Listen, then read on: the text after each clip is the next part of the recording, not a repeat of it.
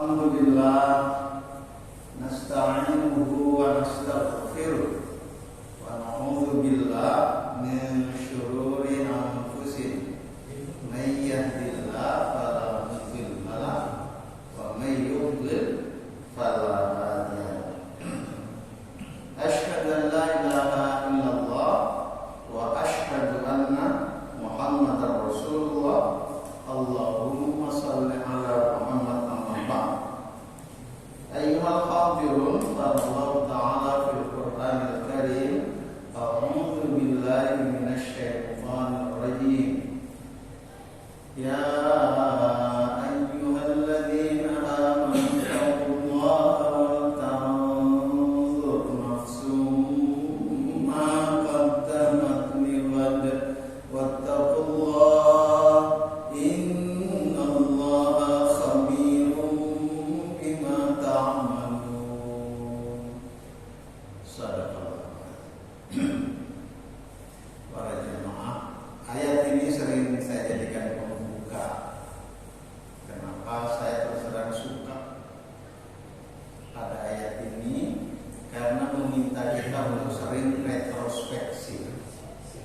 jadikan masa lalu, pelajari masa lalu.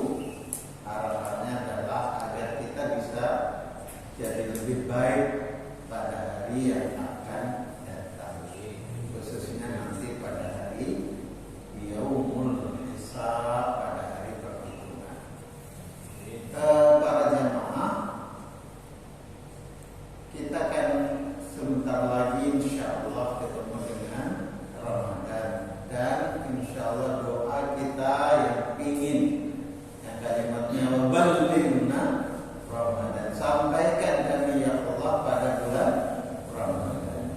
Artinya kira-kira harapan kita, beri lagi kesempatan ya Allah, biar Ramadan kali ini lebih berkualitas dari Ramadan sebelumnya, agar Ramadan yang sebentar lagi kita temui ini bisa menjadikan kita mengarah atau masuk ke surga lewat pintu yang dikenal dengan pintu Ar-Rayyan.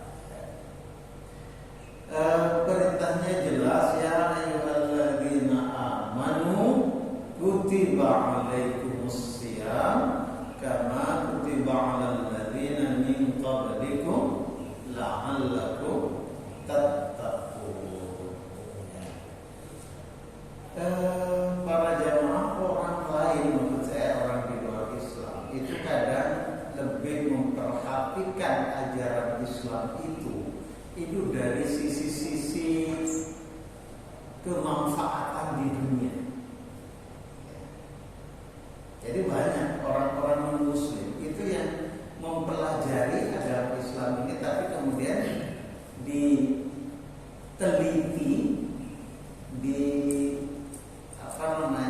dicermati kegunaannya di dunia ini. Alhamdulillahnya juga ilmuwan kita itu juga melakukan hal yang sama. Jadi misalnya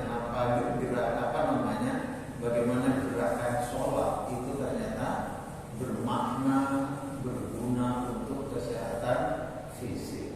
Tapi ya jangan dibayangkan bahwa sholat itu olahraga. Tetap ada dimensi ukhrawinya, tetap ada dimensi ibadah ritualnya. Bahwa menyehatkan itu gampang, ya. Dampak saat ini yang tidak kita perkirakan mungkin sebelumnya. Nah, begitu juga para jemaah dengan puasa. Ini berkali-kali saya sampaikan, ya. Ketika ketemu Ramadan ini saya sampaikan. Kenapa? Karena ternyata yang melakukan penelitian itu bukan kita orang Muslim, ya, tetapi melakukan penelitian ini orang non Muslim. Dan dia bilang bahwa yang efektif, efisien, yang murah, tapi dampaknya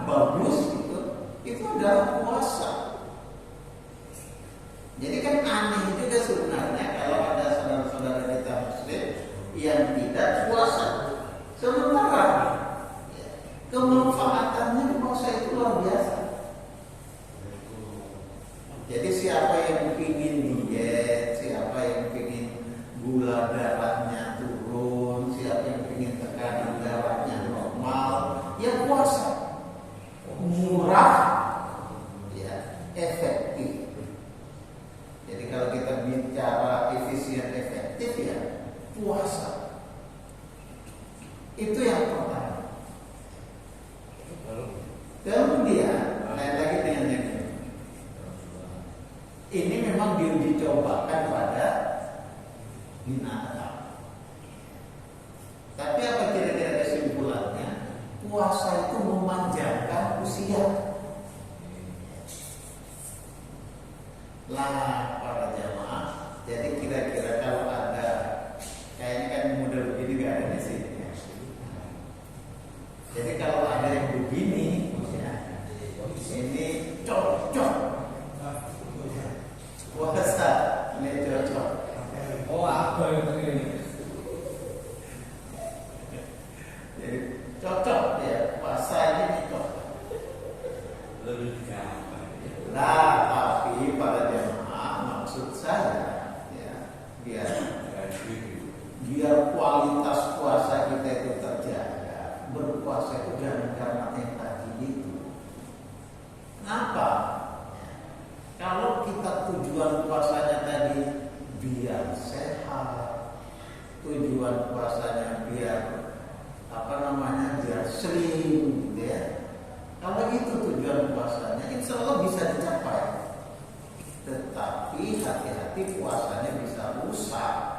Karena kadang kalau cuma puasa menahan makan dan minum dari pagi, dari terbit fajar sampai nanti maghrib, itu nanti mata bisa nggak puasa, lisan kita bisa nggak puasa. Beda nanti dampaknya atau hasilnya tidak sama ya, dengan ini. Kalau ini kan jelas ini tujuannya adalah la'allakum tattaqun. Loh kalau kita yang ketika puasa itu kita cuma menjaga makan, tidak makan dan minum, serta dari berhubungan suami istri misalnya ya. Lalu bagaimana akan tercipta ketakwaan itu? Bagaimana kita akan menjadi orang yang bertakwa? Sementara ketakwaan itu akan menjadikan kita, jadi ciri orang yang bertakwa itu misalnya lisan itu terjaga, ya, mata itu terjaga, jadi dilatih. Nah ketika Ramadan itu terjadi kalau kita yang puasa karena Allah Subhanahu wa Ta'ala. Jadi para jemaah maksud saya perbaiki kualitas kita, kualitas puasa kita itu dengan tujuan tetap berlaku, tetap takut. Ya. Jadi bukan mimpi utamanya dari biar diet, kepentingan diet, ya. Bukan kepentingan kesehatan, bukan karena ingin panjang umur, bukan itu, tetapi tetaplah laku tertahu. Tujuan jangka panjangnya kita ambil, ya, bahwa di tengah jalan itu kita ada yang nurut, ada yang ikut, ya itu bagian yang memang kita mendapatkan. Kalau kata guru-guru kita dulu itu tanam padi, insya Allah ikut rumputnya ikut. Tapi kalau tanam rumput, padinya nggak ada. Itu kira-kira pada zaman. Jadi kalau kita tanam padi, rumputnya itu ikut hadir. Tetapi kalau kita tanam rumput, padinya insya Allah nggak hadir. Begitu kira-kira para jamaah, ilustrasi sederhana ya.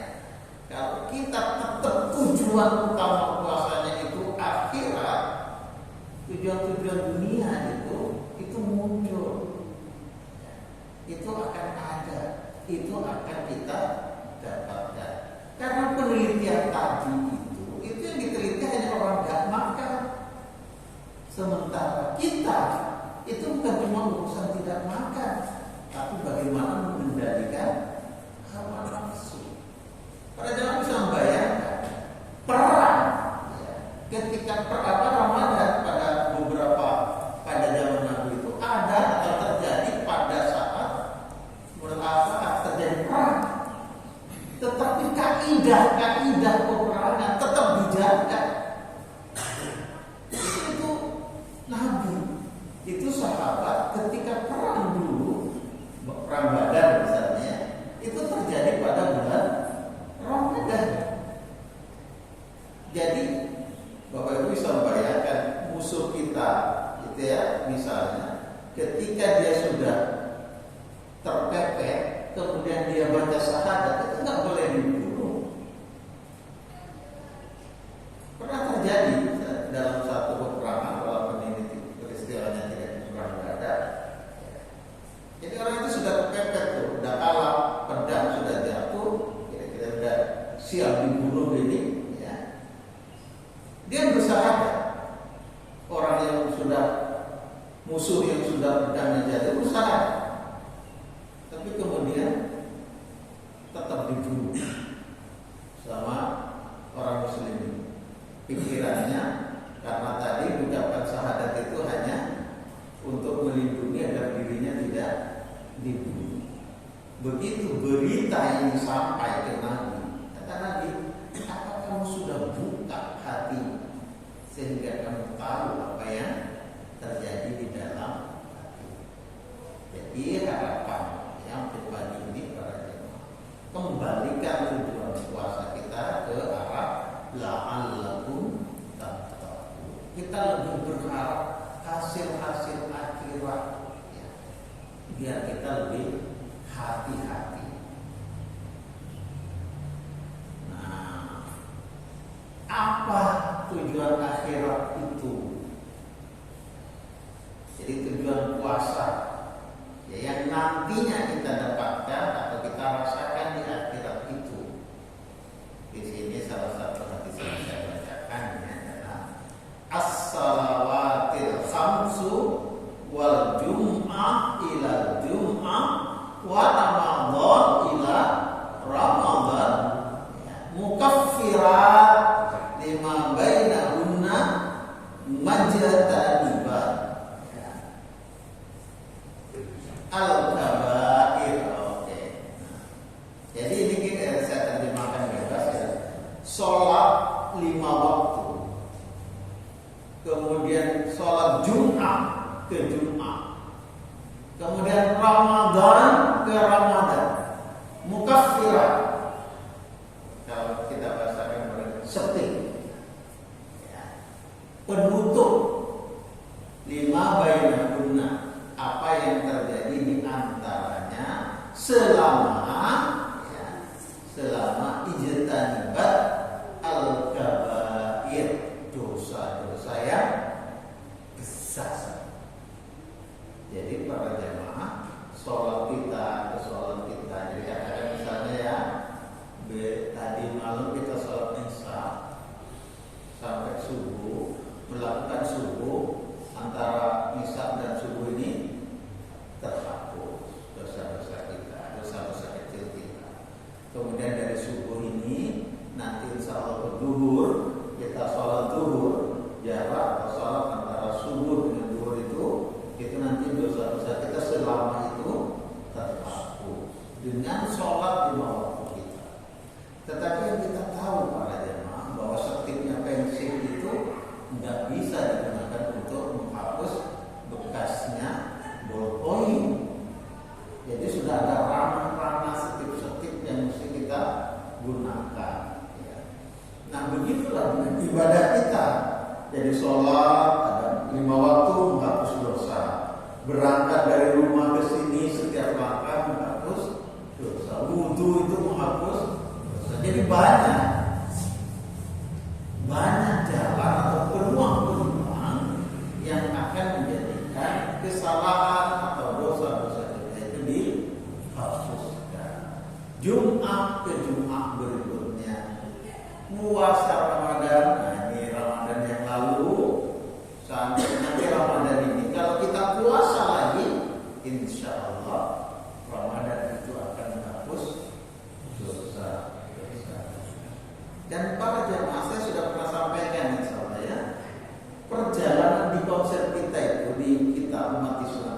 kontinu, jalan terus. Jadi nggak ada ceritanya hilang. Jadi mulai dari kita lahir terus itu sebenarnya hukumnya sebab akibat, akumulasi. Jadi para jemaah, setiap yang sudah lewat itu nggak bisa kita balik. Nah, begitu juga dengan kita. Jadi kalau kita sudah panjang, gitu ya, panjang sampai kita mati, ini tidak putus, terus berjalan. Dan ketika kita sudah lewat dari masa hidup di dunia ini, ya, ini nggak bisa mundur lagi. Ya. Jadi begitu kita berjalan, lah kehidupan agama ini para jemaah yang mengajari kita bagaimana agar pasca kita mati itu kita merasakan kenyamanan. Jadi gunanya dosa terputus itu para jemaah, kejelekan-kejelekan kita terhapus, itu dampaknya ke sini nggak ada, dihapus oleh Allah Subhanahu wa Ta'ala. Itu tentang Ramadan sebagai penghapus dosa. Ini para jemaah, nanti mungkin para jemaah juga akan merasakan, ya, akan merasakan orang ingin masuk surga, kemudian nanti dipanggil. Jadi bayangkan saja kira-kira kalau kita lagi pingin nonton favorit kita misalnya Persebaya main, dengan apalagi dengan Persema, dengan Malang, nah itu kayaknya kita pingin nonton. Kok tahu diumumkan jamaah Az-Zaitun yang masih ada di luar, jamaah Az-Zaitun yang masih ada di luar angkat tangan. Itu kayaknya kita pingin daftar tangan itu biar dapat masuk ke lapangan bola dengan fasilitas khusus. Itu akan terjadi pada kita pada ketika kita ingin masuk ke surga ini, ya ilustrasinya ini surga, orang di luar lagi antri, itu akan ditanya, aina shaimun, mana nih orang yang puasa mana? Nah, insya Allah kita yang akan masuk. Makanya kualitas puasa ini kita jaga dengan tujuan akhirat, dengan tujuan harapan, ya biar semangat dengan harapan nanti kita bisa masuk pintu surga yang kita sebut dengan Ar-Rayyan. Mulai sekarang natanya Pak, tidak begitu nanti, artinya ketika kita sudah mati itu sudah tidak bisa diputar balik. Jangankan kejadian-kejadian setelah kita mati, saat ini saja kita ingin mengulang kembali ke masa muda sudah tidak bisa. Ini sudah pelajaran pada kita agar kita menanam kebaikan itu terus berkelanjutan. Nah, ini berikutnya asyamu junnah. Jadi junnah, tameng dari apa? Minan nar. Jadi tameng dari api neraka. Jangankan nanti di akhirat ada saya dulu pernah lihat orang kampung itu membakar batu bata. Ya itu hampir berada di dekatnya saja terasa panas. Itu yang pandai besi, kita berada di situ terasa panas. Lah, kalau api neraka itu, tapi kita sudah diberi tameng, diberi apa namanya ya tameng. Ya. Semakin bagus tameng kita, semakin bagus tameng kita, jilatan api itu tidak akan kena ke kita. Tapi kalau tameng kita bolong-bolong, ya, tameng kita tidak bagus, ya panah itu yang masuk, tidak ada gunanya tameng. Makanya tujuan utama kita sekali lagi, ya, harapan kita arahkan pada harapan-harapan akhir, bahwa nanti dapat bagian dunia itu adalah bagian dari perjalanan kita. Nah, karena ada penyakitnya yang bisa menyebabkan tadi puasa kita itu nilainya turun.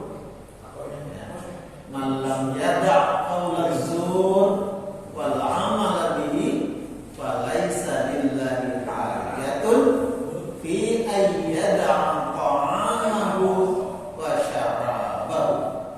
Jadi kalau kita nggak bisa ninggalkan kata-kata kotor, kata kotor itu apa? Bohong misalnya, miso misalnya ya, maka katanya kata di sini bukan cuma perkataan ya, tapi juga perbuatan-perbuatan yang kotor. Laisa lil asal nggak punya kepentingan, Allah punya apa namanya, tidak butuh kepada puasa yang dilakukan oleh orang itu. Jadi Allah nggak butuh ayyada ta'amahu, mereka meninggalkan makan dan minumnya. Nah, puasa ini para jemaah kita jaga mata, jaga lisan, jaga pendengaran kita. Kenapa? Karena tadi itu ya, siapa yang tidak bisa malam yada qaul zura, siapa yang tidak bisa meninggalkan penyakit, tidak bisa meninggalkan kata-kata yang tidak manfaat, kata-kata yang berdosa, kebohongan, dusta dan semacamnya, mendengarkan hal-hal yang tidak memberi manfaat, mata yang liar. Allah tidak punya kepentingan pada mereka meninggalkan makan dan minum. Di bagian akhir ini pada jemaah mungkin kita perlu menyusun takbir. Jadi perkuat puasa kita dengan menjaga tadi lisan, ya. Lalu kemudian kita biasakan tadarusnya, kita bangun, lalu kita ada tarawih kesempatan ya. Kalau pada hari-hari biasa mungkin kita jarang salat malam, ada puasa dan rame-rame bersama-sama, insya Allah kita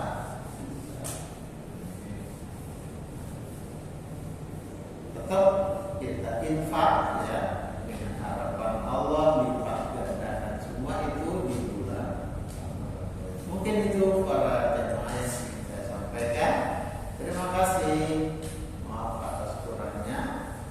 Jazakumullahu khairan. Kita akhiri pertemuan kita dalam rangka nyambut Ramadan ini dengan membaca doa kafarat majlis. Subhanallah.